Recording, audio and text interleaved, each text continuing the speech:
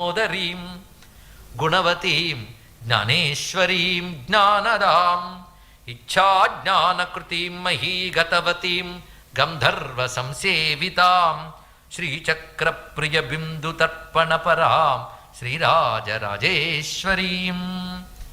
విశేషమైన భావాలు ఇందులో చూపిస్తున్నాడు.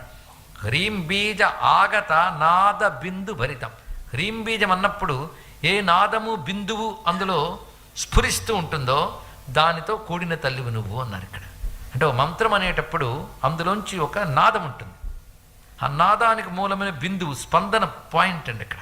రెండు ఈ నాద బిందువులు అంటే పరమాత్మ ప్రపంచంగా వ్యక్తమవ్వాలి అనుకున్నప్పుడు స్పందన బిందువు, దాని నుంచి ఆ నాదశక్తి. ఈ నాద బిందు తత్వములే అమ్మవారి బీజాక్షరం హ్రీం అన్నప్పుడు ఆ రెండు అందులో ఉన్నాయి. కానీ రీంకారములో ఉన్న నాద బిందువులు ఏదైతే ఉందో వాటితో కూడిన తల్లివి నువ్వు అన్నారు ఇక్కడ. అంటే నాద బిందు మయం